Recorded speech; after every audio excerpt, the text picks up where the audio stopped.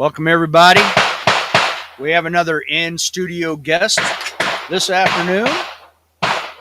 First off, we have co-host Jay Slater. I'm Dave, your host, and our guest from GPGC, which is Greater Pittsburgh Gun Club, is Mr. Drew Maruski. Hi, everybody.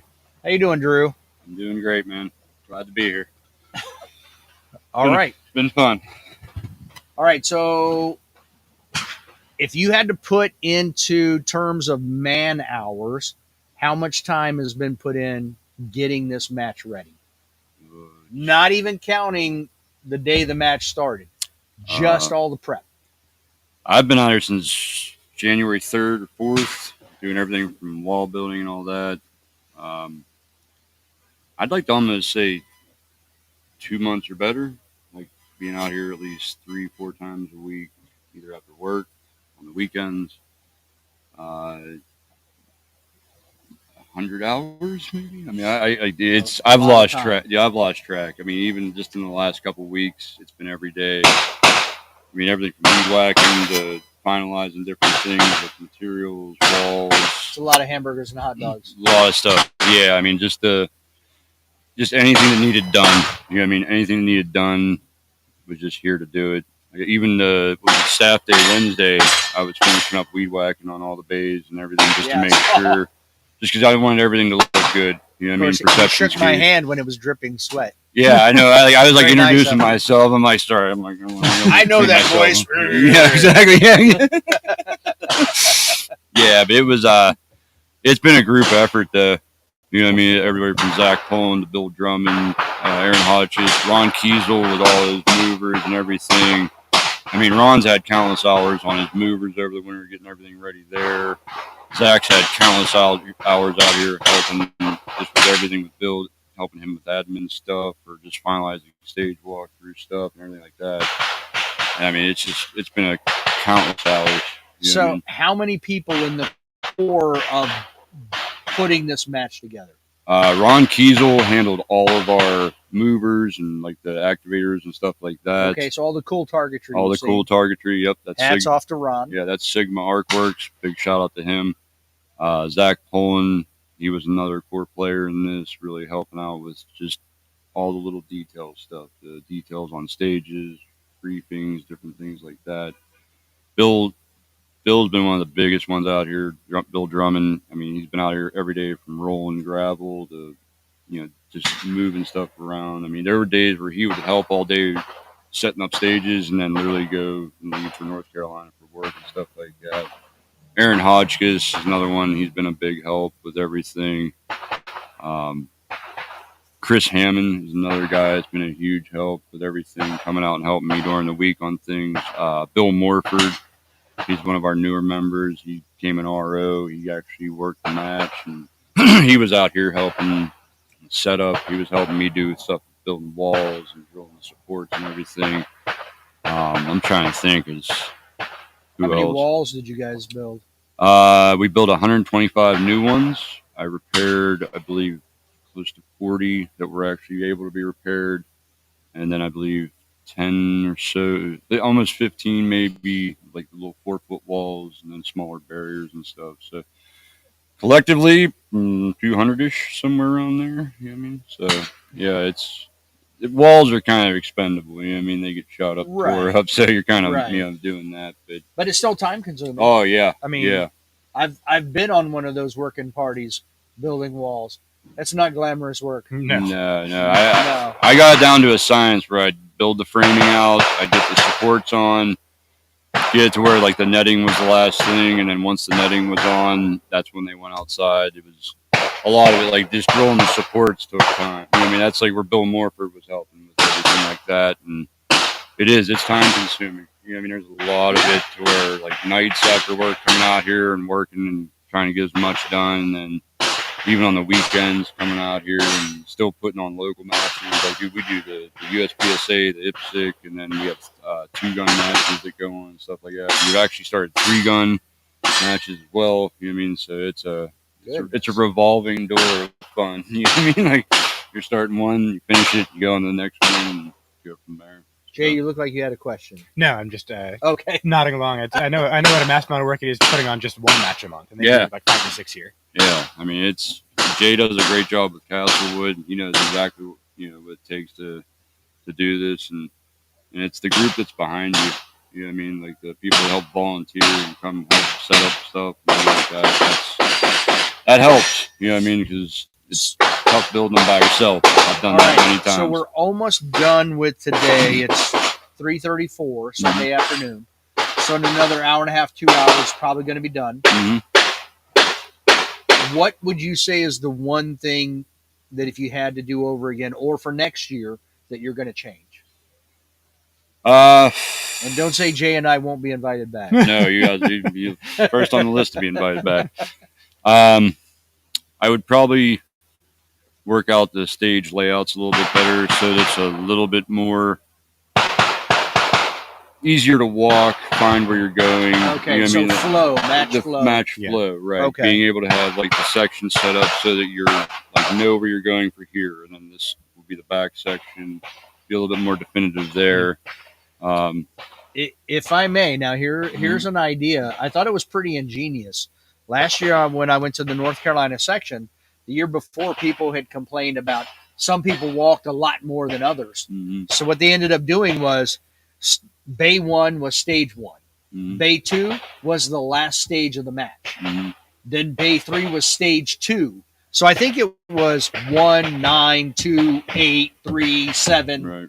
So you literally went every other bay down and then every other bay back. Yeah. So everybody walked the exact same. I'm wondering if you can do like 1 whatever and then do the same thing, and then everybody would basically do the exact same thing. I thought it was pretty ingenious. I was like, at first I was like, who numbered these things? This looks retarded. Yeah, and then it's like, oh wait, this is ingenious. Yeah, and then you actually walk it and you're like, I retract my statement. And they explained it, and I was like, oh, I'm the reason. Yeah, it's me. Yeah, I'm glad you brought that up. That was actually going to be something that I said. I think that'd be a good fit for here, especially with the bays being a little bit spread out. It kind of again evens out the amount of walking from squad to squad.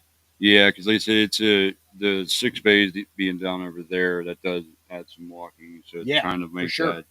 And I was even kind of thinking like if we did like all like the front bays for a section to where like you'd walk down, that'd be like the last bay, and then walk back up. But that hopscotch idea actually does sound pretty cool, and it sounds like it could be something. It's something to look at, Maybe it does, maybe it doesn't, but it's an option anyway. Yeah, I mean, I'm open to constructive criticism. I mean, I don't get butthurt. I'd rather hear what people want to happen for the matches because then it makes it better. You know what I mean? You got to ask. I didn't shoot it. He knows better than me. Oh yeah, you know what I mean. So like I said, and I've been walking around and talking to the ROs and talking to the shooters about everything and asking, what they liked, what they didn't like.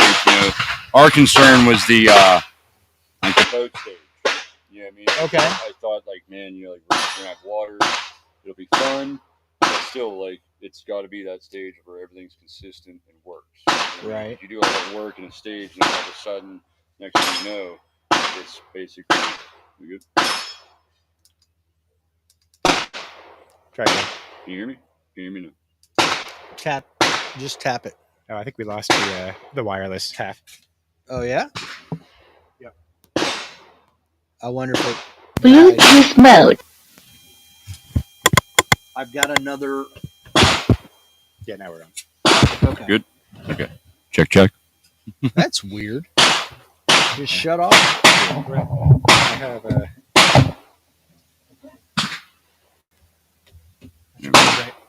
There you go. That should be it. USB-C is USB-C. That's it. It works. It all works. But yeah, that's the biggest thing is just looking at the stage layouts and seeing what we can do with that and kind of make it work a little bit better and to see if we can build a better stage flow and match flow for everybody like that. It seemed like it was pretty good this weekend. We didn't really seem like we had any backups anywhere, but people were talking about how it was kind of like confusing, you know what I mean? To where you got to be here and then you got to go up here and this and that. So we're going to work on that and we'll figure something out to make that work a lot better. You know what I mean? It's always a learning curve. You know what I mean? So, right. And I think only one person got wet on the boat. Yeah. That was, I believe it was Nate Lynx. Yeah. Yeah. So, and It's funny. That was him. He's one of the guys who worked that stage. Irony. Yeah. Well, he didn't even fall in when he shot it. He fell in walking it beforehand. Yeah. It was actually. Really? Yeah, I was walking it. He wasn't even doing anything. Yeah. Walking. Yep. Yeah.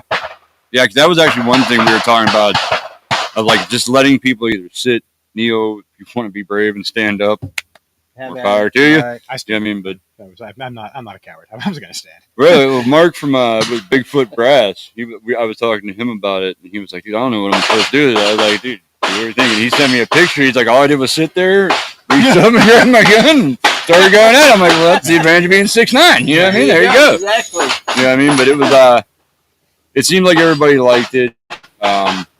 Yeah, I mean, like I said, we'll probably elaborate on that a little bit more that way, just so we don't have any incidents. Our biggest concern was nobody falling in. Right. No expensive equipment falling in there. Yeah. I mean, mags or anything like that. Is so that we why? just kept it simple. Is that why you took the reload out on that one? Yes. Yeah, to keep anyone from wiggling one out and just bloop into the drink. Yep. Doing that Glock switch. Yeah. Yeah. And that's what I mean. You get that great fling. You want to get for the camera and like a Glock mag, I wouldn't care. Like MBX mag. Right, but everybody seems to do that. Flick. Your MBX ones. That's a different story. Yeah. It's $165. It's a $1 per millimeter on those magazines. Yeah, that's where we really took that into concern to make sure that everybody was happy with it and everything like that. And that's why we took the reload out of it and just made it 2 strings and just weak hand, strong hand. Because that's already a challenge enough. You know what I mean? Like weak hand and strong hand seems to be something that gives a lot of people challenge with any skill set. And then the fact that you're in the boat and the thing that was kind of about the boat stage is like if you lurched forward too hard, you know what I mean, you would get that back and forth, and then you were getting the side to side. You know what I mean? So it was like it really made you think about what you were going to do. You know what I mean? Smooth about it. Yeah. The only thing I think that was kind of that made that stage kind of slow down was your walkthrough time. You know what I mean? Because the guy getting into the boat got to do his thing and then getting back out. You know what I mean? Like it was just a little bit time consuming there. But for the most part, the ROs were great. They gave everybody enough time to do what they needed to. You know what I mean? Make ready. And safety was the biggest thing on that. So even like unloading and holster, you know what I mean? Whatever was comfortable for you and safe. You know what I mean? Some people came out of the boat and actually, unloaded, showed cleared. Some were right there and then came out. It was just, that was our biggest concern was safety. Well, and you had, I mean, look, if you wanted to give people 8 minutes for a walkthrough, you could, because literally they just got in, they got out. There were only 6 targets with 2 shots on each one. Right. So there was the reset was like that. Right. Yeah. There was nothing. It was a quick reset, but the 2 strings kind of slows down the shooting a bit. The what? The 2 strings kind of slows down the shooting a bit. It does. Yeah. But that's what I mean. But you make up for it in the other. Yeah, the other. And Yeah. so it's a quick reset. So if you went over a little bit over on the walkthrough, who cares? Yeah. You gave everybody enough time to sit there and figure it out. And Nate Links and his dad Dave Links, they did a great job with it. They were they accommodating for every shooter. You know what I mean? Made sure that everybody was able to get out safely. You know what I mean? Unload and show clear. You know what I mean? You get the proper time.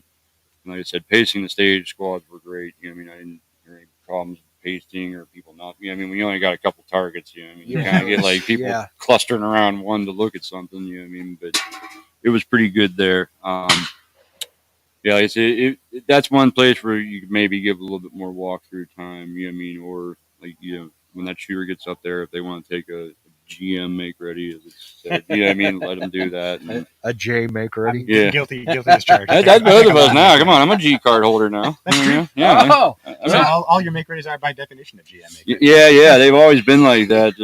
I just made that routine right from the get go. I knew I'd be there eventually. Yeah, yeah, you know what I mean? You gotta do it right from the get go. But yeah, like I said, that was the one thing I heard from a few people, that the walkthrough time was a little bit shorter for that. You know what I mean? But like I said, we'll kind of elaborate on that to maybe extend the walkthrough time a little bit more. Just to, like I said, it didn't get held up or backed up or anything, because you had chrono right there as well. So we were doing kind of a split thing. So last 3 shooters go over to chrono. You know what I mean? That way you still have enough guys over there pacing and helping. And that way, if somebody was taking a little bit more time to make ready in the boat, it wasn't impeding or holding up anybody else. You could almost RO that stage and staff reset if you had a pacer gun without needing anybody. So running it in conjunction with chrono was the best stage to do that at. Yeah. So because realistically, you only need two pasters for the stage. Like if two people like peeling them off by hand. Yeah. That's why it was kind of a good setup to do it like that. And then we had the sighting warm up bay on the other side. You know what I mean? That way it wasn't going to be a problem. There wasn't going to be a huge crowd of people down there with squads, you know what I mean, moving around. So it gave a little bit more room for people to be able to sight in and do what they needed to there. And I think that was a great addition to it as well, as having a sight in bay. You know what I mean? That really gives all the competitors that ability to either check their gear or get those first shots in, kind of feel the recoil, do whatever they need to. I just think it's a nice addition to it from that, like, being able to get some time. Did we lose it again? I think we still got it. Okay. I'm just going to crank you a bit. No, you're good. I mumble a little bit, plus with all the background noise. This is a noise. family show, Jay. Yeah. All right. But so, is there any feedback about like accommodations in the area? I feel like this is one of the area matches that the airport's like 15 minutes away. So I feel like this is one of those area matches that if you're going to go to and stay close to the range, this is one of them that you can do it at. So any feedback on any of that? Not that I heard. I mean, I know people like the ability of being close to the airport. I know a lot of people stayed down towards Weirton. They were out there.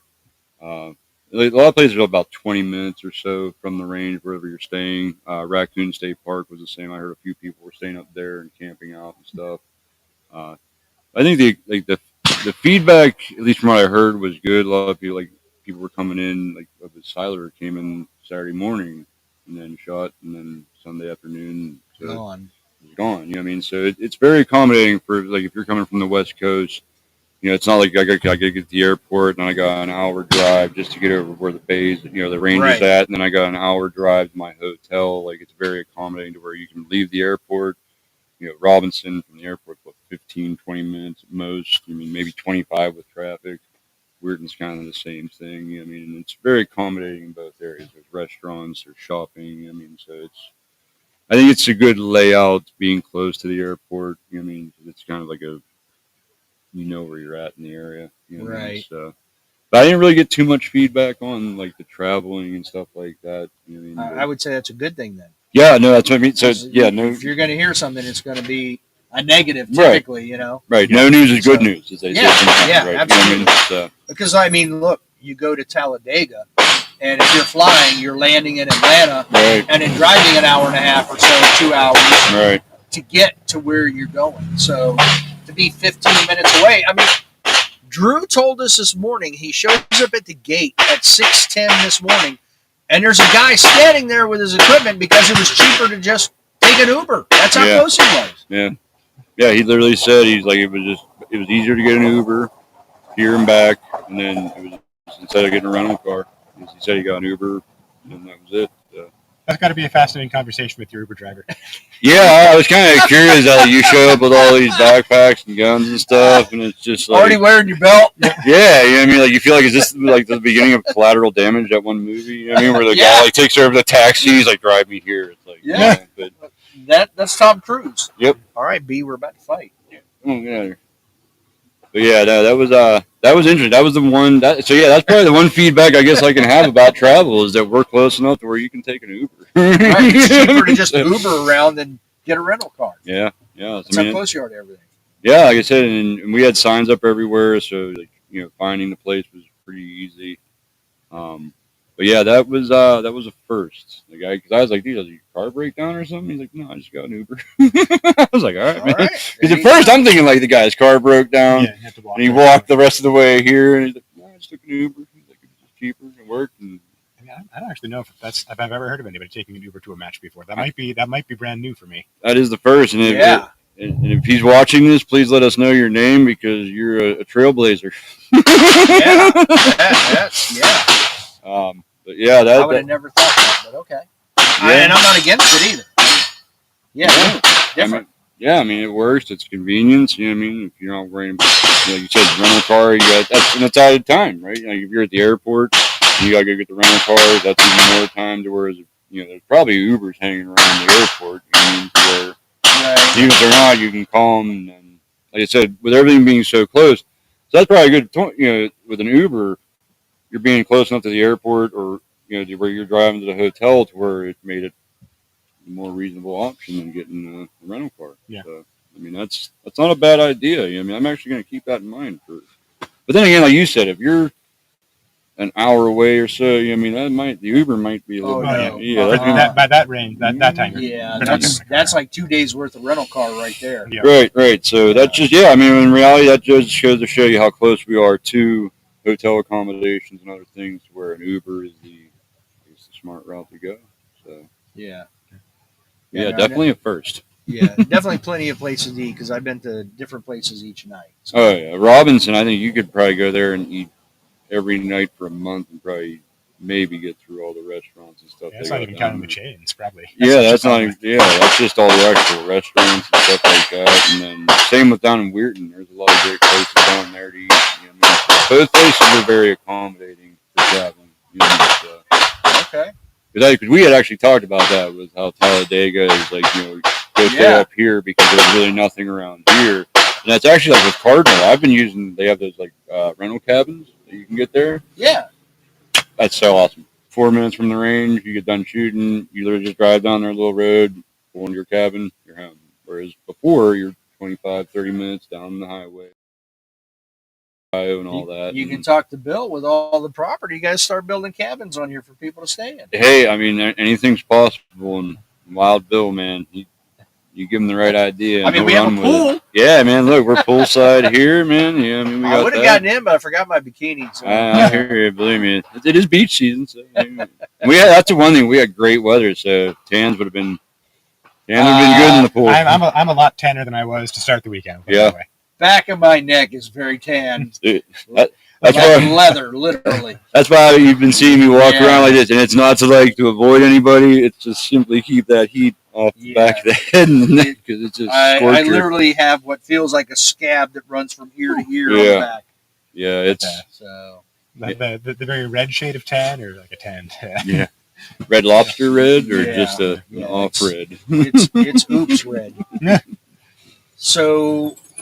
We had some pretty good competition. I like how they created a super squad. Mm-hmm. It was nice to see Aaron Edens, Christian Seiler, Jacob Hetherington, and those guys, Shane Coley, Morgan Leonhardt, all on the same squad. That was nice. But there were other squads that had good competition on them too. But it was still nice to have that really okay, someone's going to break the hit factor record in the bus. It's going to probably come from this squad. Right. And it was. Shane Coley, actually. No. Shane Coley broke it, and then Aaron Edens broke Shane's. Right, Aaron got it. So, so Aaron ended up with it, but he was cheating with open. So, and that he's good. Yeah, that's not cheating. That's just practice. That's a lot of practice, believe me. Yeah, that's lots of practice. Yeah, he's very good. Open is cheating. Yeah. Right. Yeah. I will say the last time I picked up an open gun, not even like a particularly nice open gun, just the Beretta 92X I put all my open parts onto. I'm like, oh, yeah, this is why these guys are so good at running around. All the rest of it, there's not a lot of work to it. You just kind of put the dot in the target and pull the trigger, and then you're done. You're back on target so soon. And obviously, I'm not going to beat Aaron Edens just because an open gun is an easy thing to shoot. Right. But there is something to that. It's interesting how that kind of plays into the skills people are good at. Mm-hmm. Yeah, it was good. It was great seeing all the bigger names come out. Christian and everybody, and just like you said, watching them, seeing what they were doing, and seeing how that upper top tier. I was disappointed in that. I thought since this is the last major match before CO Nats, that we would see. I reached out to Nils. Hey, are you coming? He's like, no, I'm not coming. Yeah. And he normally shoots. I don't think he was here. I don't think he was at Area 8 last year either. But that World Speed shoot too. I just thought with 2 weeks left that there would be more of the bigger names. But it seems like that that seemed after going back and looking at other trends, that seems to be not the case. Yeah. I would have thought otherwise, especially with Eric coming over and stuff. Yeah, people So- want to really get fine tuned. Yeah. I mean, that can sometimes be work schedules or stuff like that, Yep. or just like I said, it was at the World Speed Shoot. Was just that last weekend. You know what I mean? So like, you know what I mean? I've done back-to-back weekend majors like that, and that is grueling. You know what I mean? When you're literally traveling home, trying to basically get all your stuff ready. You're like, what's this match book? What am I staying? You know what I mean? Like trying to make sure everything's accommodating. That can be very intense. Yeah, very intense. You know, like, Especially when you have yeah, you know what I mean? Like even like A8, like we have CO nets, so I'm going there in the next week or so. I'm gonna relax a little bit. You know what I mean, just get personal life stuff done and ready to go, and then get some training in before I go. And back to it. Then as soon as I'm done with Nats, then let's get ready for the sectional. Okay, GM, Oh boy. you're Vegas for the moment. Odds on Eric winning CO Nats. Who do you put as a favorite to win CO Nats? Now, we saw Christian and Jacob here, and Jacob has been crushing it, and Christian put 70 points on him. Christian he is a goat. You know what I mean? Like he's definitely surpassed a lot of people with everything he's done. I think he's the guy. He or Hetherington will be the two that give him a run, give Graffel a run for his money. I've never seen Graffel shoot. You know what I mean? I've only seen videos, so I can't make like, oh yeah, I've seen them both live, but that's a tough one. I wouldn't want to be trying to make the Vegas odds on that. That's a tight over under. I mean, dude, that's a tight. Yeah, maybe 2-1 and 2-1 for Seiler and Graffel, and maybe 3-1 for Jacob, or like 2.5-1. Yeah, I mean, it's going to be very tight. I don't know, it's tough to say because it's difficult to say whether this was an anomaly for one or both of Jacob and Christian. Yeah, and Right. We know we heard that Christian had like a big jam on stage 10, stage 1 with the 0, his first his first of the match. And talking to him off camera, he said that kind of like actually got in his head a little bit for the rest of the stage, right? Because your focus sort of comes in from the targets to the gun, thinking like subconsciously, is this going to go off the next time I pull the trigger? Absolutely. Yeah.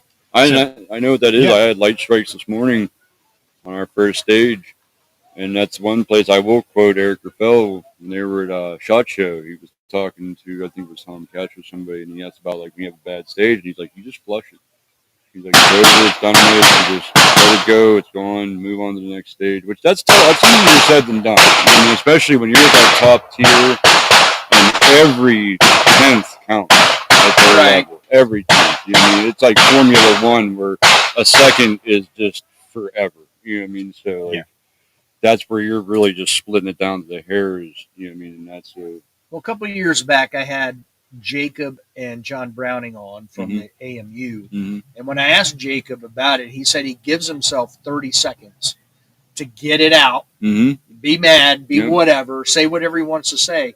And then after that, it's like, it's done, it's over, it's time to move on. It's like tied in, tied out type thing. Like you can let it come in, once it's out, it's over. And that'll affect you on your next stage. You got to block that out and just like run your process. Stick to what you're doing, you know what I mean? Just act like it didn't even happen. You know what I mean? And that's the thing. Like even like I had light strikes this morning. I did kind of the same thing. Walked around. By the time I got the next stage, we're here now. It's gone. And the next stage we went into, I will admit, played into my strengths.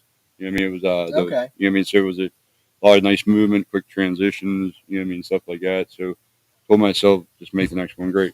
You know what I mean? I can't control the primers. You know what I mean? I can only control how I look at the stage, how I compose myself. You know what I mean? How I, just get back into your process and your normal routine. Just act like it didn't even happen. Like Steve always talks about that. It's when it's like a little mental management tip. But he says like, replay your stage. Anything that you didn't like, remove it, imprint what you wanted, replay it, and then move on. And it'll have an effect on you in a better way than sitting there going, oh, I screwed this up. Am I going to do this?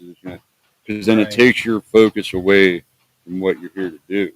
which is execute on the stage. You know what I mean? You still have to keep the mindset that the gun's going to work, it's going to go, and whatever happens, you just deal with it. You know what I mean? Now, you shot the match. Mhm. What was your favorite stage? Ooh. Jay, you too. So when Drew's done, I want to know what yours is. Start Yeah, got time to think. Mm. Look, this is not like I'm asking you your favorite movie. It's just your favorite stage. Dude, but that's the thing. They were all really, They were. I know what you're really saying. fun to shoot. They were all very well balanced. The one on Bay 5 down here. Oh, The the big bus? No, the one next to with the the X, which With- is stage 4. I believe. Yeah, the one where the hand's starting in there. Yeah, that was a hands fun. on the barrel with the, Yeah, I that's like. stage 4 there. Yeah, I like that because it was. Stage 4 right there. Yep. Okay. And it was. I liked it because it was a nice balance of things. Like the steel, it gave different options. It wasn't just like everybody's going to run here. Everybody's going to run here. People were doing a lot of different options of moving to the right and then moving up front. A lot of people were doing where they were taking the activator, paper, bobber, and then moving and coming back. Okay. I kind of like stages like that because it makes you think.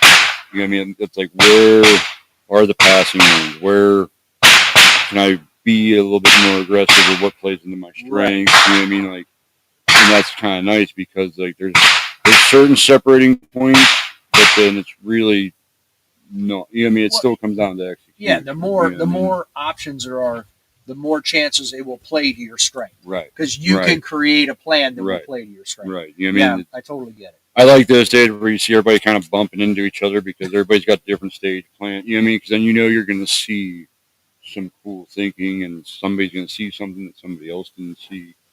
I kind of like stuff like that. You know what I mean? And we tried to do that with like even was base 7. I can't remember which stage that with the actual number, but same thing. It gave options where With the swinging slider. with the swing slider, Yeah. yes, Sliding swinger. sliding swinger. Either way. Yeah, either way. You can tell how long I've been here, where I'm like, yeah, I know where everything's at, but I'm just almost delirious at this point. That's stage 6. Yeah, stage 6 if you're following along in the match book. Yeah. Now, for practice purpose, I would love to keep up stage 10 with the long swingers and the poppers, because that one there was claiming souls. Like just people going to steel on the war on the steel. The swingers were set up at, I believe, what was it, 25, 30 yards About range 25, roughly. yeah. And at least 25. Yeah, and they weren't super slow either, and they were set up to where... Not super slow. You only got about a 90-degree presentation out of them. Right, yeah. It was a barrel and then one in front. Was it a full presentation? Because it looked partial. It is partial, yes. You get a... So it's partial at 25 at speed. Yep. Yeah. Yeah. So it's the targets are open, but you only had so there was a vertical vision barrier and a horizontal vision barrier. So you kind of got that corner. You got from like noon to 3 o'clock. Exactly. It's Yeah. the best way to kind of that's the area you had to hit that swinger, which is moving pretty quick at 25 yards. And it was crazy because we kind of like with the left side swinger, we kind of left a little bit of a temptation if people wanted to try and do like a hard lean, which would have been advantageous for lefties. You know, if you're a left-handed shooter, but for righties, wouldn't have played well. You know? But it at least gave you that last chance to be like, okay, I can kind of wing one before I fall out of bounds. I saw a few people try that out during walkthroughs and ultimately abandon the idea. But people noticed. Right. Oh yeah, and that's where we like kind of leaving those little like tempting things, because you might think like, oh, I'll just take the steel and then I'll hit it up here, but then all of a sudden, like, if you don't hit the steel, well, you run all the way up front there and that swinger's not going. That's a long run back to try and find it. You know what I mean? So and those were challenging. Like the big poppers didn't seem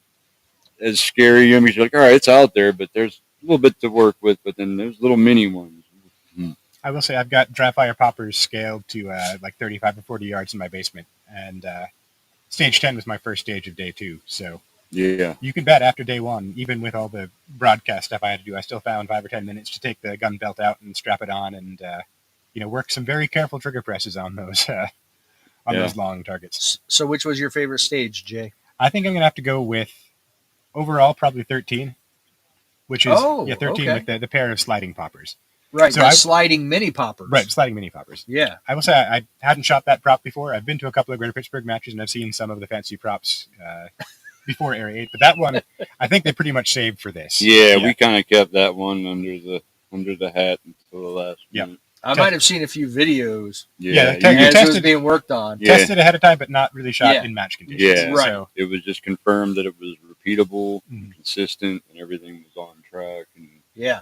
Yeah, because it was that was the one thing we wanted to ensure. And like I said, Ron did an awesome job. He's with Sigma Artworks.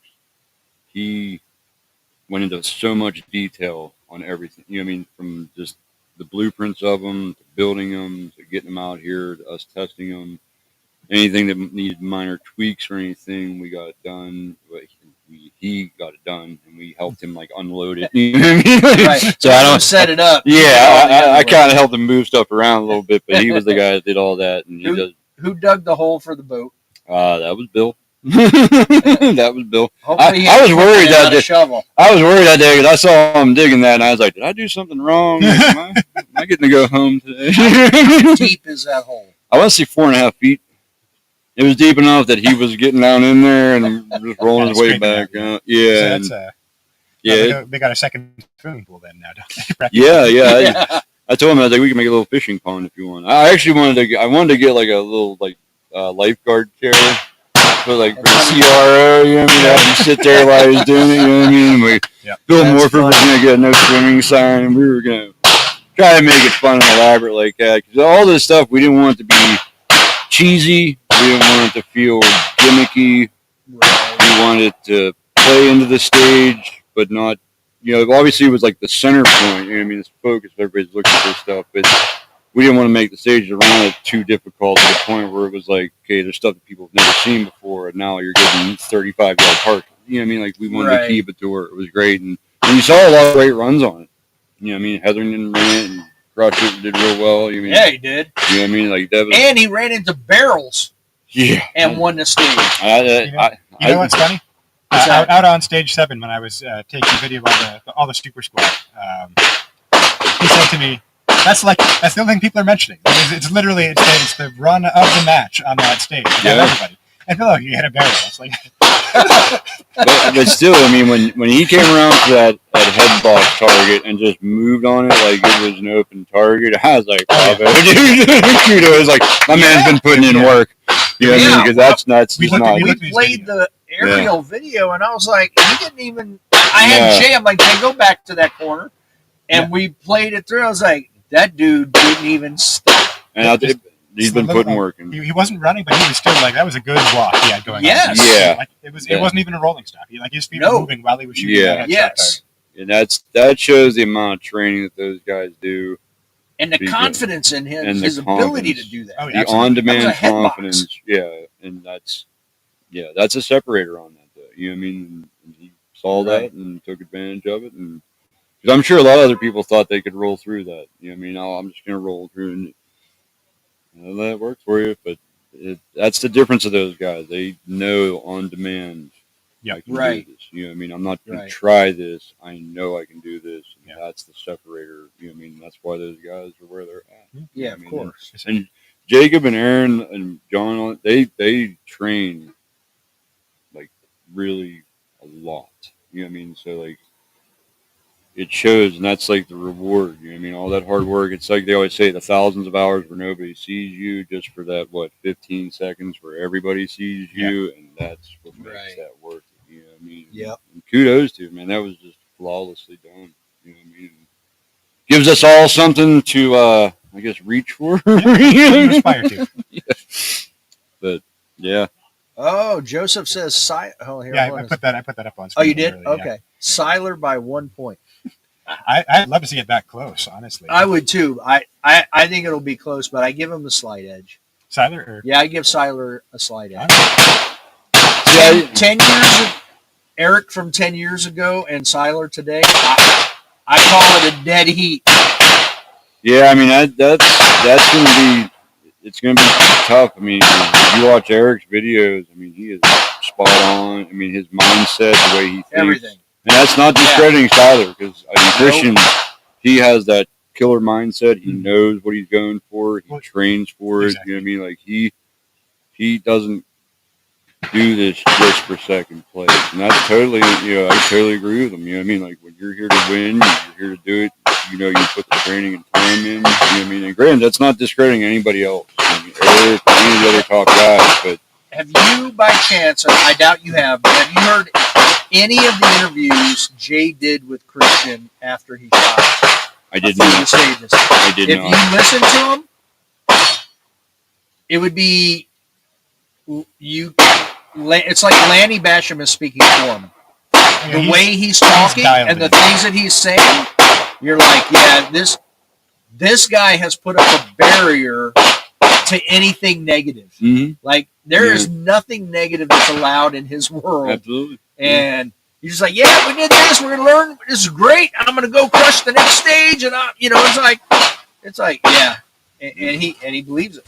Well, and Steve Anderson talks about, not to interrupt, but he says the subconscious does not know the difference between a lie and the truth. You know what I mean? So, like, whatever you're telling yourself is what you're going to believe. And, it's like, and that's the thing, because even Steve talks about, like, you can become okay with the failure, and then when it happens, you're like, all right, you know, because you were telling yourself that. But that's a separator for him as well. Like, he stays focused. He stays on that final result. That one little inefficiency is not going to slow him down. It's going to keep him right on task. And that's just that's that pinnacle of, like Hetherington said, like 30 seconds is all he gets.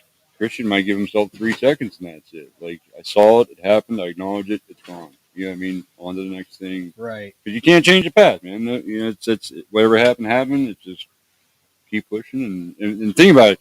If you know the primary issue, yeah, that sucks. That's gear, but like, you know, an inefficiency, it happens. This is practical shooting. It's not perfect. You know what I mean? Everybody's gonna have it. I mean, is there anybody that shot a perfect match in USPSA majors? You know what I mean? Like, I'm sure somebody has. They didn't. I'm talking all alphas. You know what I mean? All alphas. Right. They didn't win. Right, but that's what I mean. I'm sure somebody did. Right. I will do it the next one I shoot. Right. I will take 4 minutes to shoot every stage. Right. Right. I'll have doubles in every alpha. Because IDPA has it for like the most accurate at majors, and I'm like, okay, well, I guess there's still a trophy. You know what I mean? But I'm like, I'd rather be the fastest, most accurate. But but yeah, as for like to try and call like who would win that, I think that's gonna come right down to like the last. I know the answer though. We are.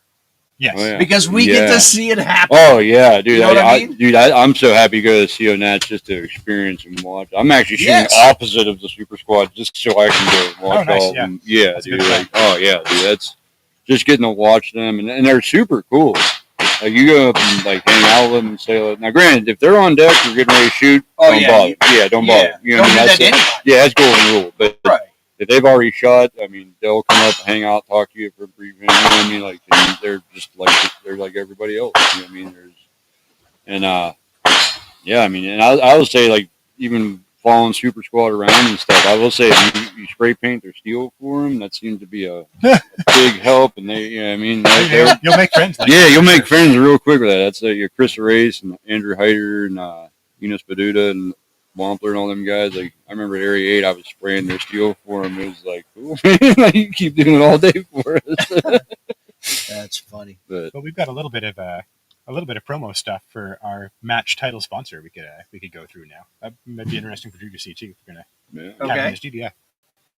Well, so I went up. Well, I guess I said this in the video, but I took a little visit to D2 Customs, and I think it was an interesting little stop. So I'm gonna roll it, I guess. Yeah, go right ahead. Let's go for it. Slap it on up there. Roll that beautiful.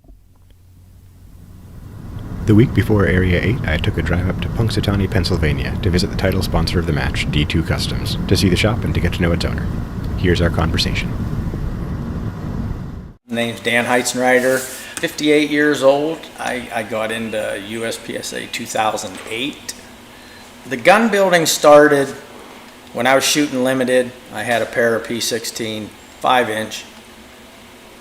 I wanted a 6-inch 40 because I figured that extra inch is going to give me the advantage. And not really, but so I wanted to build my own gun, and I didn't have the knowledge on the frame, the slide, the barrel fitting. You know, it was kind of all new to me, a little intimidating, and so I took my gun to Jim Milk's Innovative Customs in Bedford, PA, expecting to see a big shop, you know. And we pull up to his house, and it's just a house with a 2-car garage, and I go in, and there's a mill, there's a lathe and a surface grinder, and that's what he's building guns with. And it's like, I have a whole machine shop.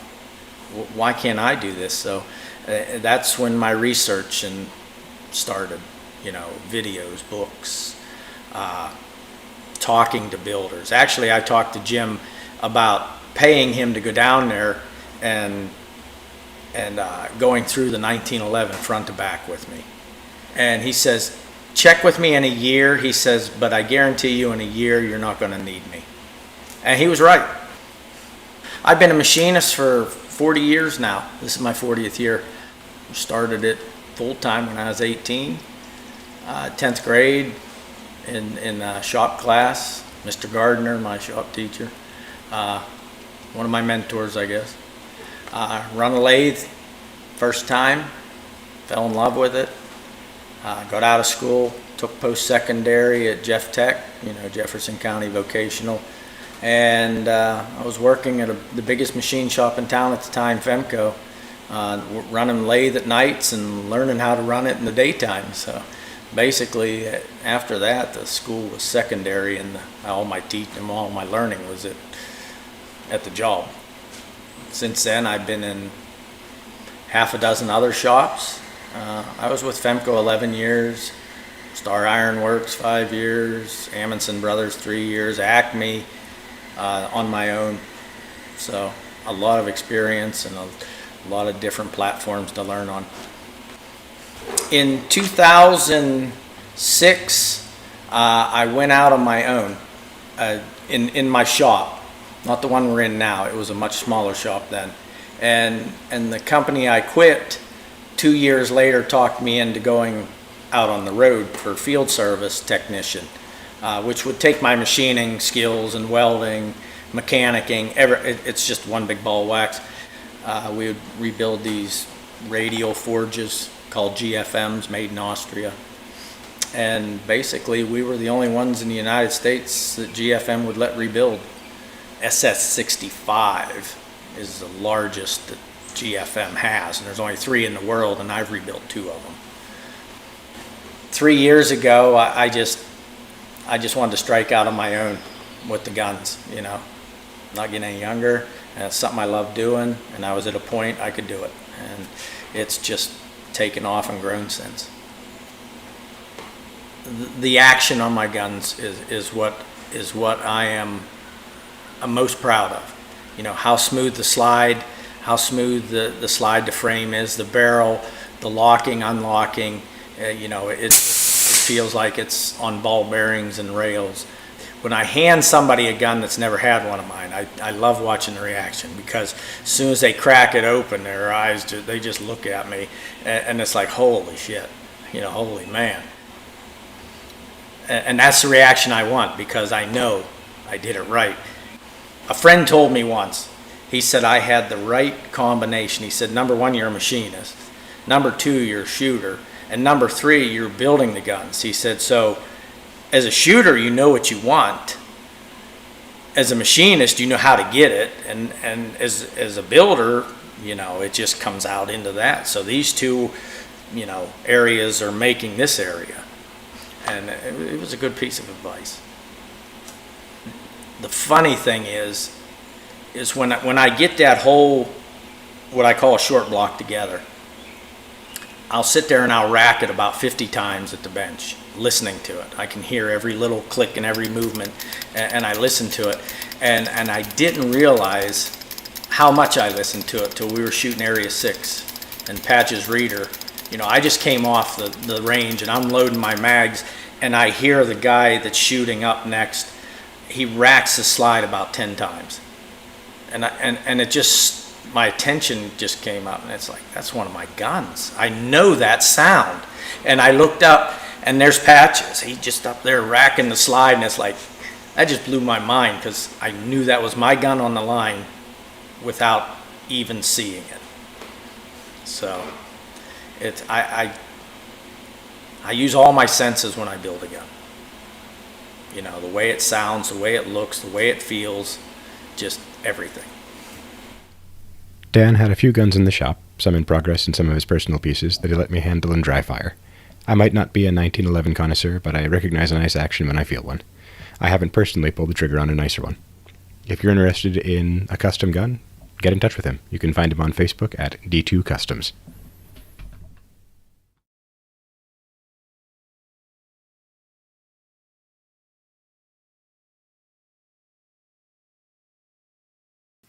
And we're back.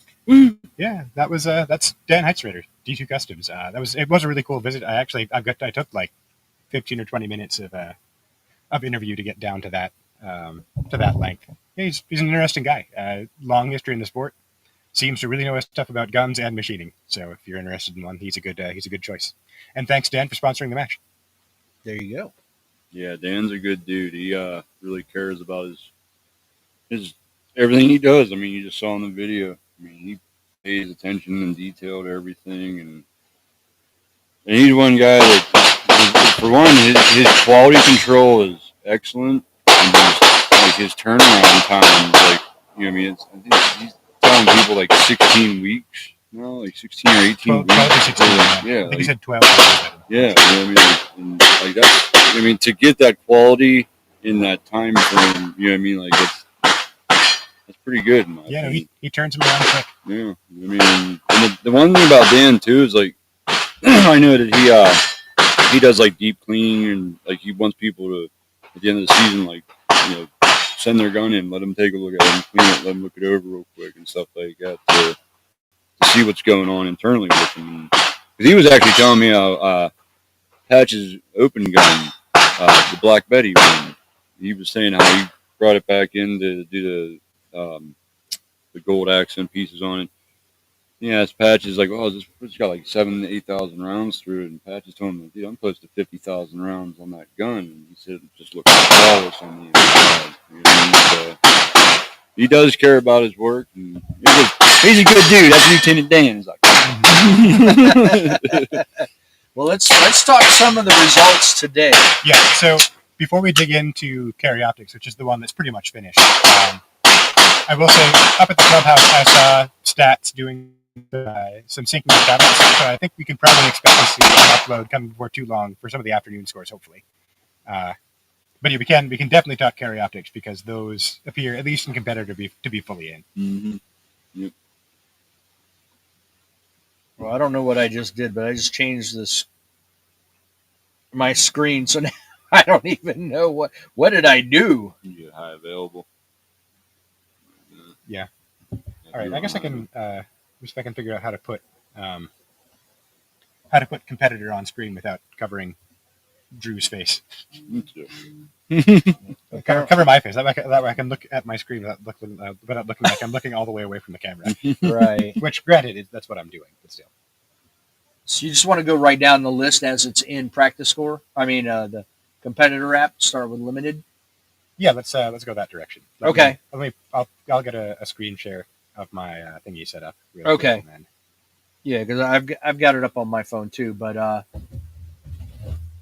mean, this was really a one-man race.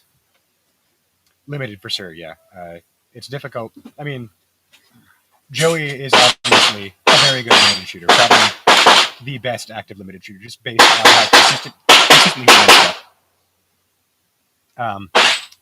He may not have he's I guess yet to win his nationals, but I have to think that's coming soon. Right.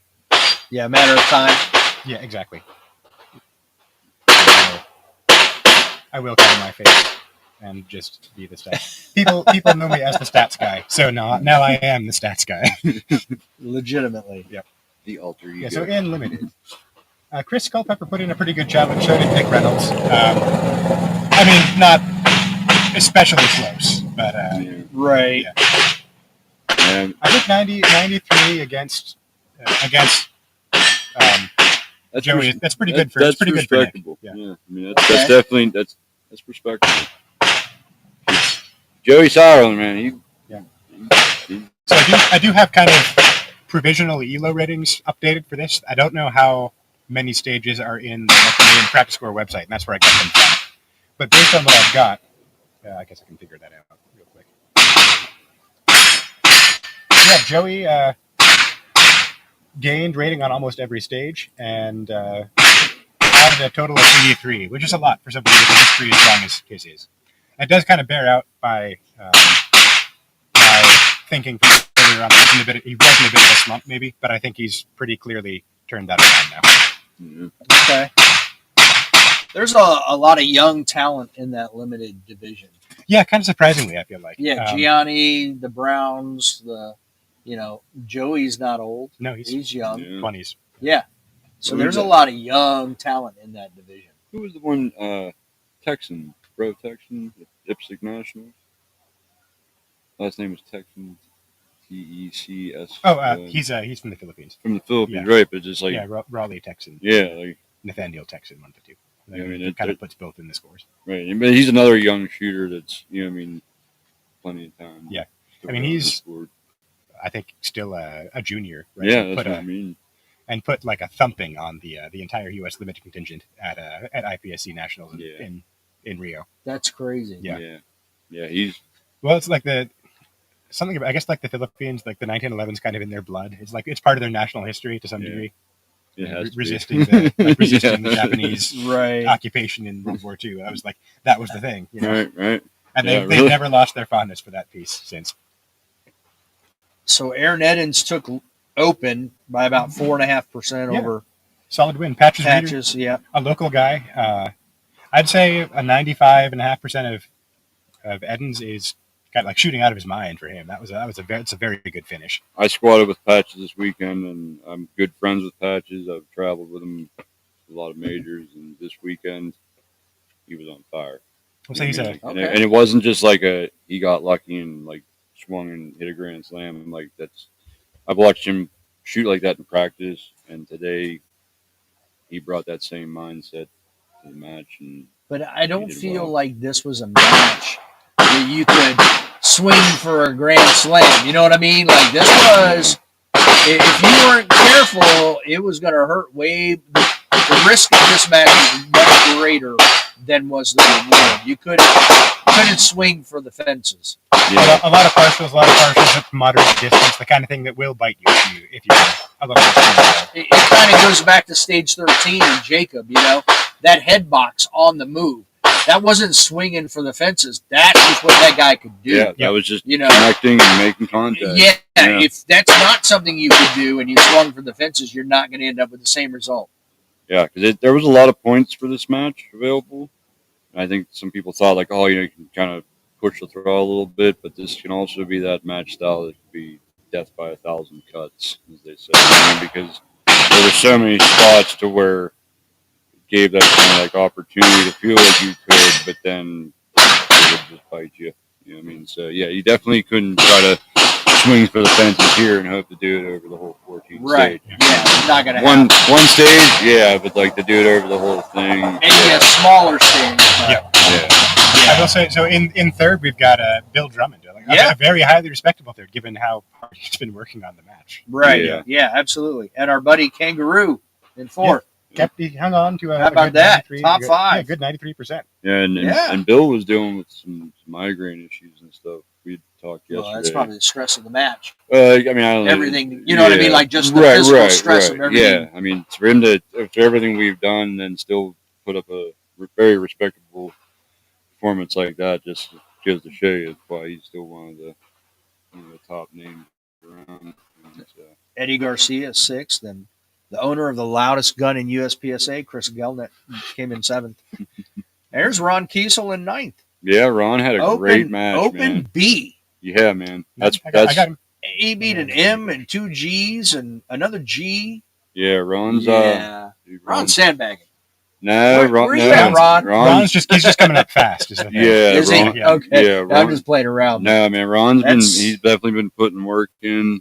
Apparently. Yeah, I mean I met Ron about a year and a half ago, probably. It was like last season at some point, and his progression over the year is just like what shows of dedication and discipline. You know what I mean? Because he started in limited. You know what I mean? And now he switched to open. Okay. And I think now he's finally getting the feel for the open, on processing of the dot a little bit more. You know what I mean? Like he's seeing where he can speed up a little bit. We're limited. You're limited of what you can do with sights. You know what I mean? But he's really putting the work in. You know what I mean? And especially like you said, like with doing all the work on the swingers and everything like that, and the movers, and then still training and doing everything from dry fire to live fire. It's starting to pay off. It's like I said, it's that same saying. The thousands of hours that you put in when nobody else is looking. Right now, here's that. I mean, it says he's comes. B class, but he was 82% of Aaron Eddins over 14 stages. 14 stages. That means he was consistent. That was consistent. Yeah. That's why I was joking about sandbagging, but that's impressive. And the thing is, it's the mental makeup sometimes. You know what I mean? How you perceive and how you look at yourself is how you're going to perform. You know what I mean? He's constantly trying to push and evolve and get better. And that's what you got to tell yourself. Like, there will be mistakes along the way, but you learn from them, you keep working, and then now you see right here, like, everything. I mean, that's 14 stages, and these were not easy stages like hosers where you just burn through it. You know what I mean? It was like open gun friendly where there was no, I mean, we made it so you had to do reloads. We made it so even though like the round count might have been like, oh, it's 26, there's some steel or different things put in to make you like, we were trying to make it to where open gun guys had to work a little bit. Yeah. I mean, well, it's but still, that's very respect. I mean, he should be very happy with his performance. You know what I mean? Right. He should be very happy with that. Yeah, I mean, it was a performance worth 150 elo points, which that's a huge jump. That's in one a day. huge jump in one day. Massive. That's what I'm saying. That puts him up to about 1,450, which brings him into the same realm as guys like Mike Weaver, say. Yeah. So like, yes. I mean, and he's got the mindset. He knows it's weird. Like what you got to do. It's just like implementing and making the body do it. You know what I mean? That can be sometimes the frustrating part, but it's to keep working at it. And he's had some great influence. Bill's been a big influence for him. I've helped him a little bit along the way. But as I always tell everybody, it doesn't matter if I lay it out for you, Bill lays it out for you. You're the one that plays it out. You know what I mean? I can give you every answer to the test, Bill can, but unless you go out there and actually practice it, work on it, and put the time in, you know what I mean? It's because some people will look at that and be like, "Oh, that was a fluke" or something. But dude, that's 14 stages, dude. Yeah, that's not a fluke. That's not a fluke at all. That's you can't fluke 14 stages. No, you can fluke one or two. And dude, he shot that on staff day. He was staff for this. Oh, that's right. Yes, he did. Yeah, he wasn't like. I mean, that's a good thing he was too. He was really out and about over the weekend. You probably saw him fixing poppers, tuning up targets. I'm told that they re-welded a pair of poppers over the course of the match. Mm-hmm. Ron does fabrication. There's a welder on site, although like a welding machine on site. Although Ron didn't think it was a very good one, and didn't meet up. Yeah, didn't meet his standards. Didn't meet his Ferrari standards of welders. Yeah, so like he left his post on stage 13 to go and like literally re-weld a popper that had broken while the match was running. Yeah, so wow. That's the kind of investment that Greater Pittsburgh's put into this. Yeah, like, dude, Ron. Not only did Ron do like the movers, but Ron did target stands.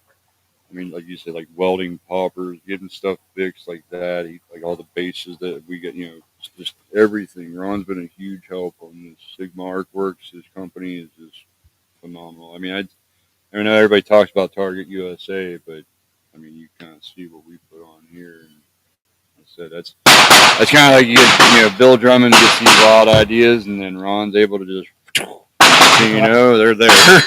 Put him into shape. Yep.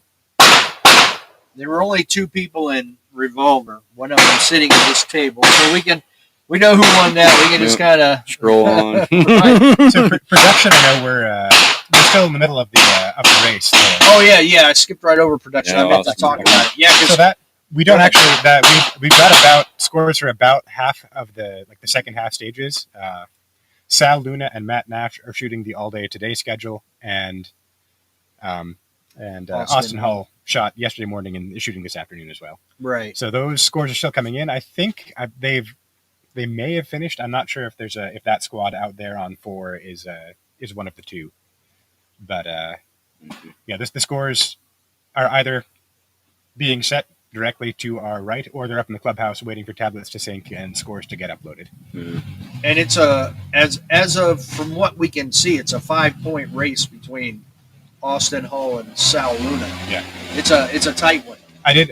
Austin was the first person I talked to on the range on Saturday morning, and he said his goal is to put in the win, and he thinks he's done the work to make it happen. So it looks he's definitely on the cusp. And I think, like we've said, Sal Luna is not an easy person to tackle in production. That's not at all. Very much his favorite division. He doesn't venture outside of it. Much like I don't venture outside of Revolver very often. Same with Matthew Nash. Yeah, Nash is also kind of what I'd call a production main, so to speak. That's what he shoots pretty much all together. Yep. So it's actually cool to see 3 of the big names in national production right now here at Area 8. Yeah. So yeah, we'll probably take a look at that. I hope if the scores come in, we'll let you know, and if not, we'll maybe see if we can go and find them out in the range somewhere. We'll go single stack and revolver. Yeah. Had a little bit. You got revolver. McGinty. Single stack went to James McGinty. Yep. Carry optics is what we were talking about. Yeah, we're getting onto the big story, I guess, of the match. Again, a Christian Seiler victory By 77 points. by like a very solid margin. After he, according to him at least, again, something he said off camera that it's always a little bit easier to get the unfiltered reactions when you're not recording somebody. Yes. But he said he hadn't shot a match with his Scare Optics gun since last year. So yeah, he's just been training with with that club he belongs to. Yeah, just pulling it out, for the first time in match conditions and dropping a pretty substantial win on a bunch of technical stages. Yeah, and like we said, with a couple of problems as well. Yeah. And you had some shooters here. You had Christian, you had Jacob, you had Tom Castro, and John Bleeger. I mean, that's your top 4 right there. Yeah, all in that order. National names for sure. Yeah, absolutely. Yeah, so Seiler once again pushing this match out of counts as a classifier contention by winning by decision. Well, actually, we got 3 out of 90. Never mind. Yeah. So I guess it will count as classifier. Yeah. Okay. Yeah. There you go. Something came out of it. Yep. Like it. Yeah. It looks like in the final stages of the match, Hetherington did enough to break Tom Castro's lead. So Tom sits in 3rd, John Bleeger in 4th, and Ben Shketsky in 5th. There you go. A pretty solid finish. There's some other names we spoke to over the course of the weekend. There's Jake Walker down in 7th, Wes Cronin in 9th. The first Leonhardt this time, the first place Leonhardt winner for this match is Kevin. He beat Morgan by, looks like, about 16 points. Yeah, 15 and a half points. So that's always a fun one to watch. Using his daughter. Yeah, always a fun one to watch. Who comes out the best in the Leonhardt family matchup? Right. Yeah. Henning was 14th. Drew was 15th. So way to go, Drew. Top 15. I'll take that, man. Yeah, there's a lot of shooters here. Yeah, believe me, it's I guess we're still. Like I said, that I had the one stage give me a couple inefficiencies, but I'll tell you what, I'm not discouraged at all.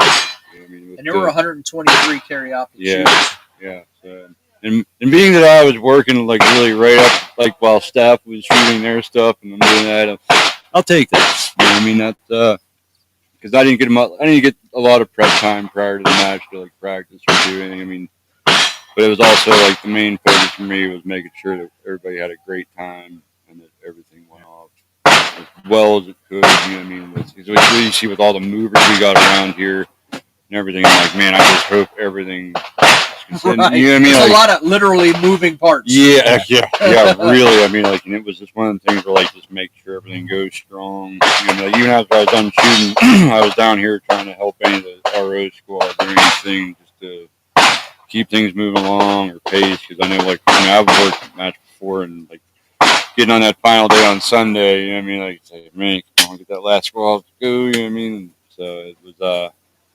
fun match all in all, man. Yeah. I was really, and like I said, there's a lot of heavy hitters on that CO lineup there. So like I said, by no means am I discouraged with performance or anything like that. Plus, like I said, CO Nats is in a couple weeks. So this kind of same thing. You know what I mean? Like this gives me a baseline on the next couple weeks. I'm gonna practice up, rest up, and really got kind of dial in. He gave me the best piece of advice: pick a match that you're gonna go and be competitive at, and then this one make it a great match. You know what I mean? Because you can't do both. Set your goal. Like right, I said, Right. I'll show my face, I guess, for this one. My shooting goal for this match was put in good coverage. And there were some ups and downs. I'm sure maybe Dave and I will talk about that on a casual shooter sometime coming up. Yeah. But I think on the whole, we tried something new and weren't always totally successful, but did at least get the beginnings of something I think that can be really cool out there. And I so, thought like, again, like cool. the broadcast stuff, that was my shooting goal, and I was willing to accept whatever results I got.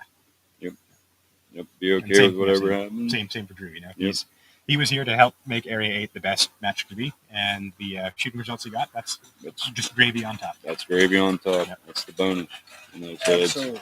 I saw just now Peyton Garcia walk past the studio, so Okay. one imagines the limited optics scores are done. I don't see complete scores for him in just yet, though. Hey, my man Tony, what's up? Yep. Yeah, a little shout out there. Oh yeah. Yep. I hope all is well, my man. Miss you. Now, so we can hold up on limited optics, but PCC. Before Go we ahead. jump on, I wanted to dig in real quick. Go ahead. So we've got obviously one of the fun races to watch at Carry Optics Nationals is Justine Williams and Morgan Leonhardt. Right? Oh, yeah. It's always back and forth. With It those two. is, yeah. Mhm. Those two are going to be your top two, Yeah, typically. Drilling into Morgan's scores a bit, she shot, with two exceptions, a pretty consistent match. There were a couple more penalties than you'd expect on two stages. One of those being the strong hand weekend bolt stage, which is fun, but is probably not going to show up in this form at nationals. Yeah. Yeah. Probably not. Well, yeah, it's nationals. Nationals always takes itself very seriously, which is probably a good thing. You know, they want to put on the most consistent, most skills testy stages they can. Something that really pulls out the shooting ability. Yeah, I agree with But yeah, that. so I guess the thought there is that again that score against Seiler is looking pretty good. An 82 with a high degree of consistency from stage to stage. That's what you want. That's what you want to see. So Yeah. it looks like she's in pretty good shape. I don't know what the last major Justine shot is, but No, I think she's been doing a lot of focusing on, what is it, Rifle World shoot this year? yeah, that's true. Yeah, I've so seen- she's been putting in, I mean, hopefully I'm not saying anything I shouldn't say, but I know that a lot of her focus is on that. I know she's going to show up to CO and try to win. Yeah. But Well, she's maybe- also trying to win another world title. Yeah. So I guess we'll see what the effect of that preparation is. Maybe it's Morgan's year. yeah, Good luck Maybe. to her. it'll be a good one. It That will. one's always a good race to watch. Absolutely. Now on to, as you were saying, PCC. which is Was the the- closest division of the match by far. Yeah. Yeah, wow. Well, yeah. I mean, production, we don't know That's yet. true. But Production could be that close. it could be. But Yeah, this that's is tight there. very close. Yeah, less than 3 points between Corey Shield and Greg Robinson for the PCC win. Yeah, about 2.8 points. Now, as I think we said maybe earlier today, did we? Or maybe at the end of yesterday? Yes, we did. Sometime before now, we said that Greg Robinson had established a bit of a lead over Corey and then given it back up. Yes. I think he was further back than 99.84%. So at some point in the last couple of stages, he seems to have mounted a rally and then almost made it back. But, Right. it came down to the wire between those two. He missed that buzzer 3-pointer. We may, let me see So it is that 3-pointer. Yep. real quick. We might actually have some video of Robinson that we can show. Again, from our cameraman, our third cameraman, John, who I pointed to his chair, even though he's not actually in the booth right now. Yeah. Right. He's out getting great video. He's out right now. Still. Yeah. He is, yeah. Been out all afternoon. I give it him, man. He was out. Well, I mean, just moving and everything. You know what I mean? Like that's a lot to do. Oop, I guess I did not get that one up, unfortunately. Okay. Yeah, there is footage. We'll be making that available in some form at some point. But yeah, that's a very tight. I mean, 2.8 points is how it finishes. That's crazy close. Extremely. Over 14 stages again. So Yeah. you're talking, Yeah, that's a long. I mean, at 2.8, that's 0.2 points every stage is the separator. That's ridiculous. that's like going like how you're talking about like Christian and Eric. It's like I think you're gonna see something very similar to where it's like neck and neck. You know what I mean? It's not gonna be. Right. I don't see somebody just running away with it or doing that. I think it's Exactly. gonna be a very good back and forth. So Yeah. it looks like the difference maker between Robinson and Shield was that Robinson tagged a no shoot on stage 2 with the stage 2. You may recall the U-shaped one with the 8 shots in the back and then the 2 6-shot positions in the front. Yep. Yeah, so that again, when it's that close at a match, it can come down to the wire like that. Absolutely. And something like that can be the decider. Now, looking at limited optics, it really looks like it depends on what the final score is, but Peyton could be second or he could be fourth. Yeah, We're not really sure, but he's going to be either second or fourth. I'm going to take a look real quick. Greg Clement looks like he's got first locked up. Shane Coley's either going to be second or third, depending on what Peyton Garcia does and how he finished up. Since you said he walked, yeah, he did. He walked right by past. So the scores we don't have yet for Garcia are 9, 11, and 12, or 9, 11, and 13 rather. Okay. So on 11, there would be a little bit of room for him to gain points back on Clement. He's got Clement lost 15 points against the stage win there. So there's a large part of the margin right there if Garcia. Oh, never mind. That was I was looking at 11. So Garcia can make up 15 points back on that stage, provided he gets close to the stage winner. Okay. So that would get him a lot of the way back. Let me pull up. The one thing I can't do with the on-screen practice score competitor is actually compare scores. So I've got to get it on my phone real quick to make sure I can. Make this exactly. So on stage 11, actually I don't know who on stage 11. I don't have it. It wasn't any of the top 3 at least. Okay. Or any of the top 4. So somebody swung for the fences on that and hooked up. And Steve says that A-class guy that swings for the fences and exactly gets it. Oh, on 14? 11. Oh, 11. Yeah. Okay. All right. Yeah. So 13, I don't think there's a lot of room because, again, Greg was very close on that. Okay. Figuring that these top-level shooters are going to shoot pretty similar scores most of the time. And on 9, again, Greg has not a stage win, but a very strong finish there. So it will come down, I think, to what Garcia did on 11 and and how close he came and exactly how the finish order works out on 9 and 13. All right. Yeah, Gonna be interesting. Yeah, 9, 11, and 13 are all relatively flowing stages. Fairly quick, not a lot of distant shooting, some movers. So where's Gregory Clement, so Greg, and Peyton in your ELO ratings? Let's take a look and find out. Greg's been doing pretty well lately. Yeah, as of now, after the stages that have already been uploaded to practicescore.com, you can see the website. They're basically tied at 1576 for Greg and 1568 for Peyton. Okay. So and where does that put them? Who's around them? So in that vicinity, you've got actually Shane Coley as well at 1567. Okay. And let's take out that filter. Charlie Perez is right there. Okay. Trace Decker and Chris Sandelsky are a little bit further down. Luke Couch a little bit further down. Okay. Yeah. Honestly, and here Luke was a little bit. He was after Shane. Yes. So yeah, that's pretty much finishing in the expected order based on the ratings. Yeah, I'd expect. Well, I don't know.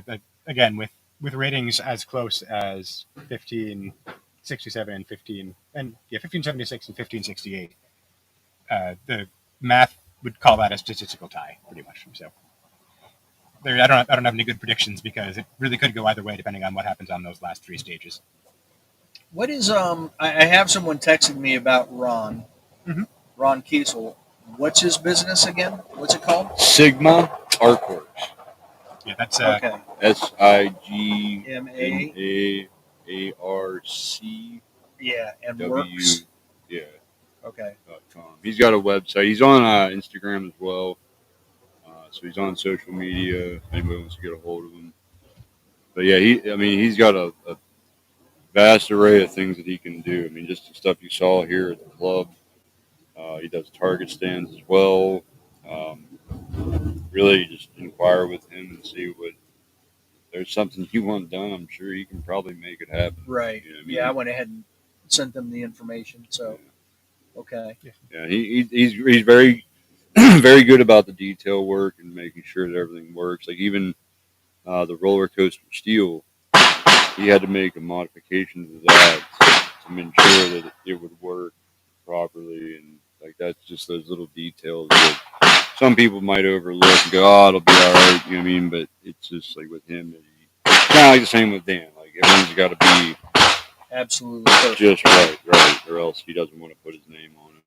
Yeah, I don't mean to go back to the ELO ratings for just a minute, but did Peyton or Greg get a boost in the ELO ratings from this match? It looks like both of them did. Both? Yeah. About the same amount? Let's take a look. So actually, Greg took a bigger jump than Peyton did. So he got more party points. Clement up by about 60, Garcia up by about 23, and actually Shane Coley up by 6. Okay. So one of the things that happens in ELO, especially like in a new division like limited optics, people are still kind of spreading out at this point. Right. As scores as people get established, as the ratings find the right level, they'll start to hover around where they're supposed to be. And that's happening in carry optics pretty substantially. The changes at the top are very small. So Seiler actually lost a couple of points. I guess people further down the order finish higher than they would have in the past against him as they improve.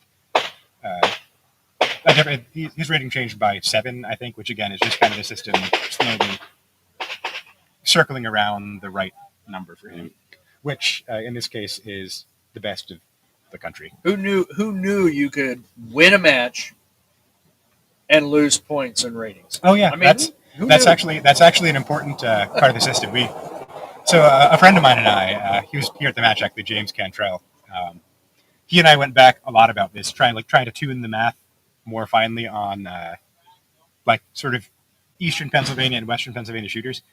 And one thing we noticed was that Nick Reynolds would be like stratospherically high in rating sets that were on local matches, because he'd just go to matches and drop 40% all the other like local limited shooters.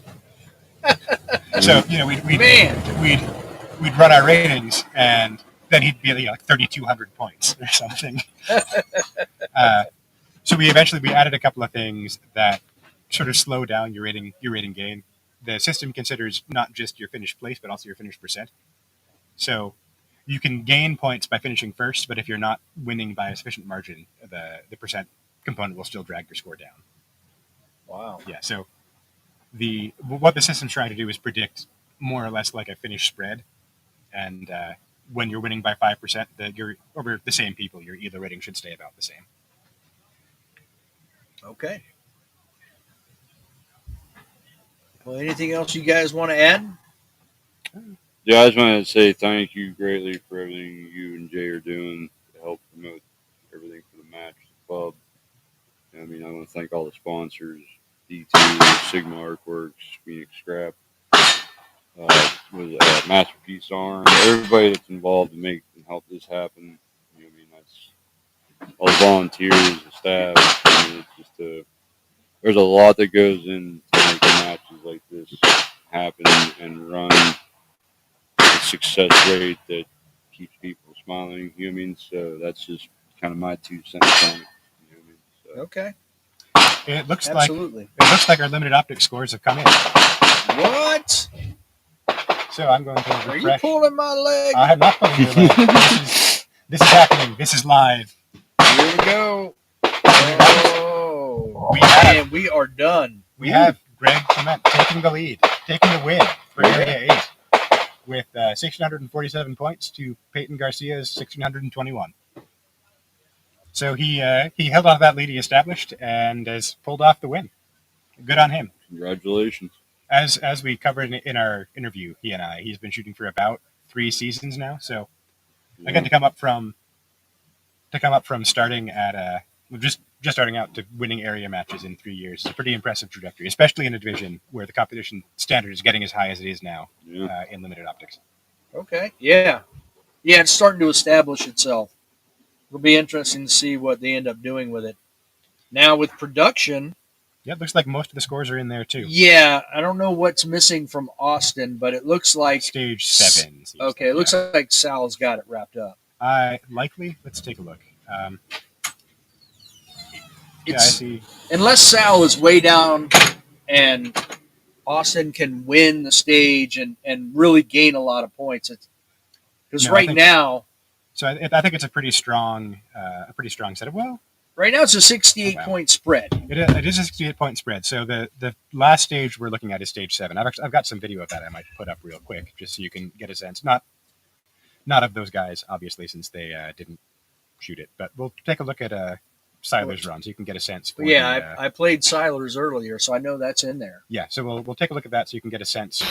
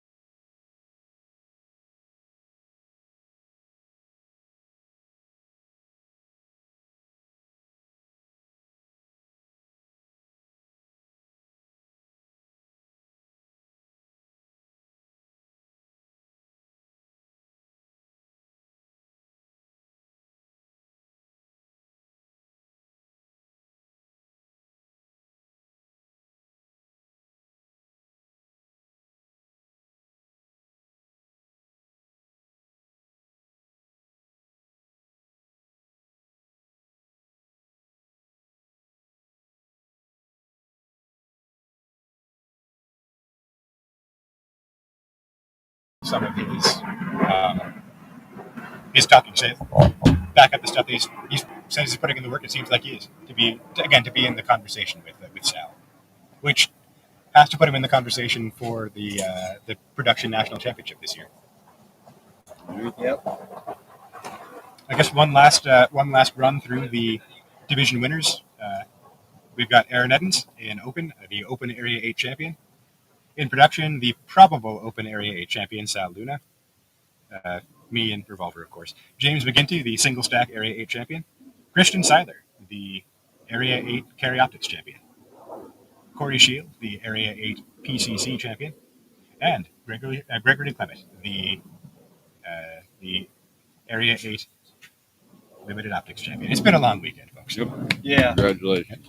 So congratulations to all the winners. Thank you again to the match sponsors, to D2 Customs. I don't have a whole list. I just know that's for the match title sponsor, but also to all the other ones in the match book. And I want to personally say thank you to Corey Katz for bringing his Starlink system from Cardinal Shooting Center to help us with the cameras we had on the stages. Yes. So that was a huge help. Otherwise, we may have had one, and that's about it. Yeah. All the footage you saw on the stream from the bus this morning, that was pretty much entirely thanks to Corey. Yeah. Corey actually placed the camera, too. So, and then entirely thanks so to yeah, just about, yeah, the whole thing, the Wi-Fi to it, and the placement of it, and all of it. So, absolutely. Like to say thanks to, I guess, to Greater Pittsburgh. They've provided an awful lot of support in getting us to the point where we could do what we've done this weekend. Yeah, we let appreciate us hang out on the pool deck. Yeah, appreciate their help. Appreciate a spot to set up, and Yep. I don't have anything else beyond that, I guess. Me either. But we're gonna get one more guy in here for 5 minutes because I know he's tired. He's had a long day. He's even shaking his head. He's Oh, like, boy, yeah. All right, gentlemen. Thank you very much. All right. Pleasure. It's always a pleasure. Always a pleasure, man. Thank you again for everybody and everything you guys are doing. Good seeing you, Drew. Likewise. Be safe, man. Oh, yeah. I'll be here for the duration. Don't worry. Right.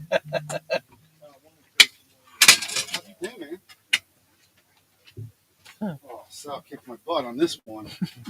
This was a challenging match. Should have seen me. I did it in the bus.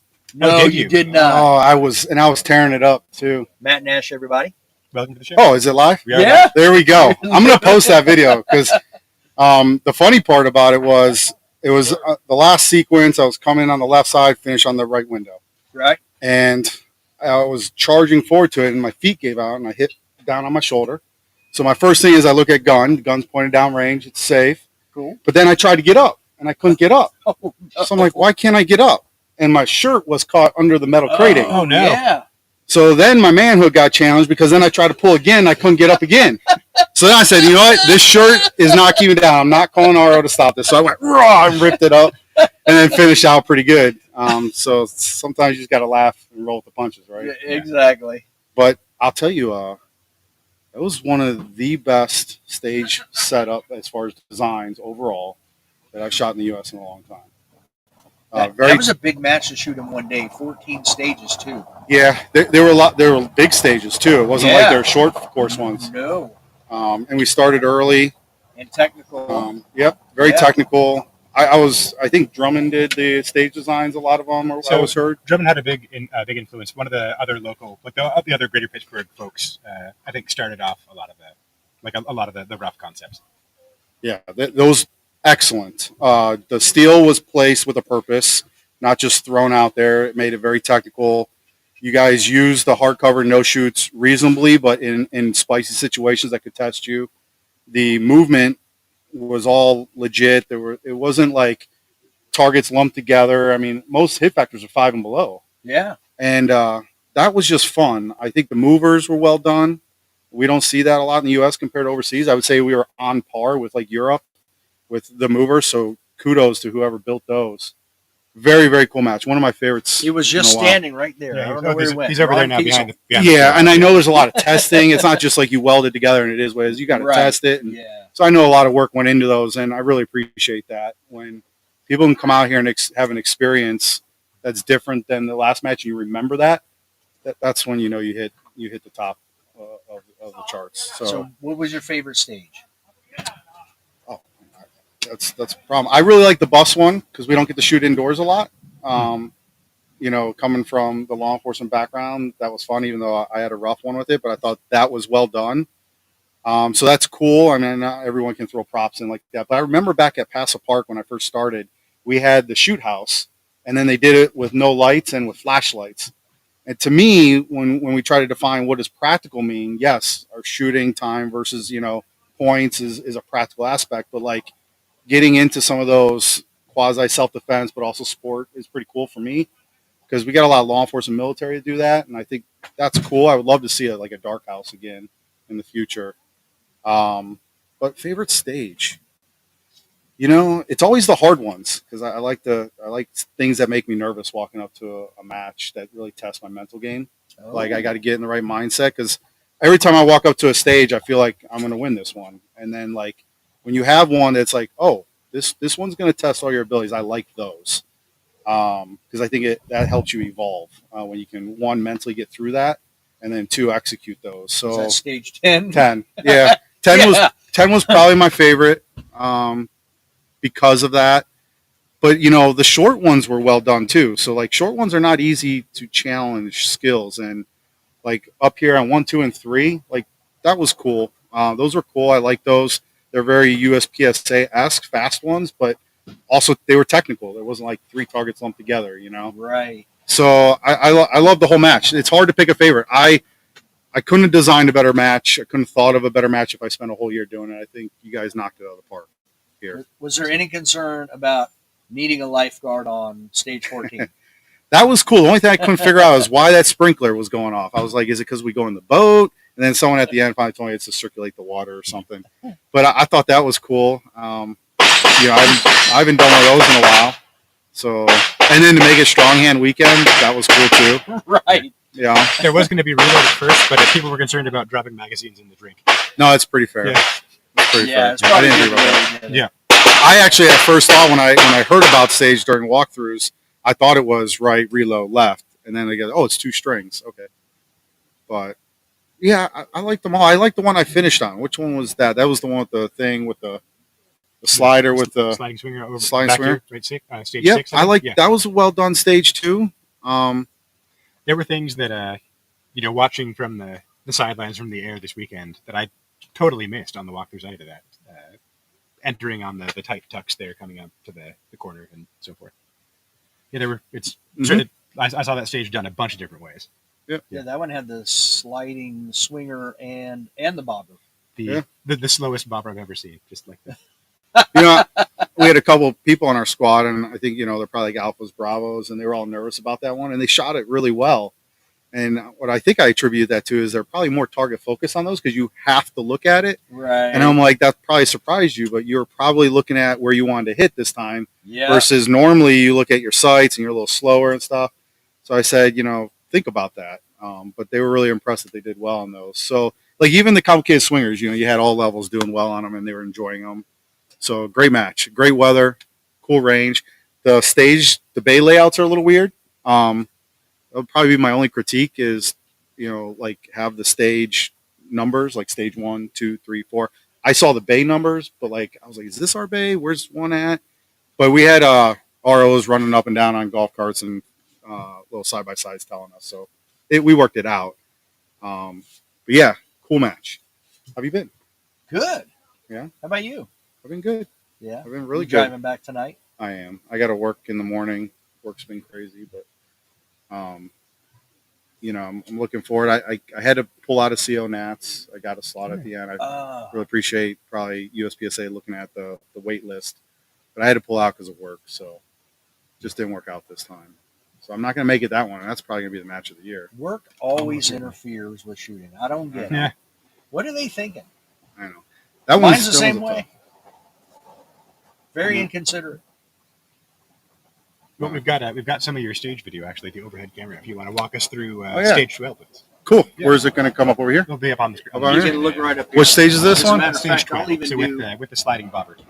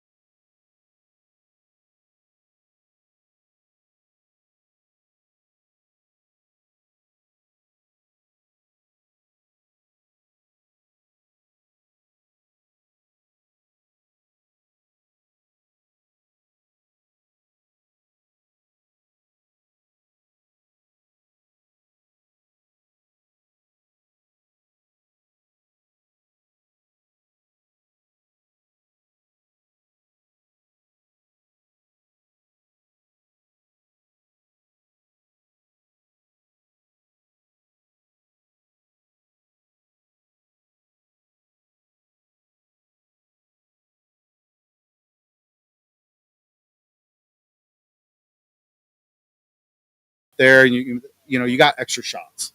And then two, if on the higher end, you make some more technical because now you have more options to shoot on the move with very low risk. If you have to throw a makeup or something. But for me, it was always mindset. I would shoot IPSC or overseas, and I'm in that mindset of 15 rounds and that technicality, and then I come back here and I got to adjust, and then vice versa. So I like that everything's even now. Right. I don't shoot a lot of IPSC, so it wasn't a big deal, but it kind of like got into the groove overseas and wish it was here. So I'm happy that it's 15 and 15, and it's practical. You can't buy many production guns that don't go to 15 or 17 these days. Yeah. So and not many people want to buy one that only goes to 10 rounds. I know the counter argument is we have some states with some restrictions and things like that. And one of the things I found, most of those states, you still have a lot of open shooters. They either get exceptions because of their club for sport, or they just shoot lower capacity, but they still want to shoot at, the higher capacity divisions because of the gun and everything else. Right. So, hopefully it doesn't affect them too much, but really happy with the 15 rounds. Okay. Awesome. Yeah. Well, I know you got a long drive back because I'm doing it at 4 a.m. So you're leaving at 4? Yeah. How about yourself? About half an hour. Oh, he's local. Yep. Well, yeah. You and I are not. Wish I could have got up here the other day walking stages. We got in late. I should have checked you. And cell reception wasn't the best here either. Right. So how come Mason didn't shoot? I think he had training, and then I think he had a local match. So the combination of the two. So he's got his business going. Right. Yeah. One of the plug-in for Mason, one of the best instructors, also a good friend. So biased opinion, but no, seriously, he's helped me a lot with my movement. I hope I displayed some of it on stage 12 to him, but I think he's doing really good with his business. I'm proud of him. It's not an easy industry to kind of get into and build clientele, and I think his success has proven that, but also his instructor ability. It's a combination of the two. And then he had a local match, and he's got some friends in town. He just had a birthday. Okay. I think this is technically his birthday weekend, so happy birthday, Mason. So I was just up there to celebrate with him. Yep. Yeah. Okay. Yeah. Awesome. Well, thank you, guys. I'm not going to hold you, man. Thanks for stopping in. Appreciate it. Thank you. Be safe. Thank you, sir. All right. Matt Nash, everybody. There you go. Matt Nash. All right.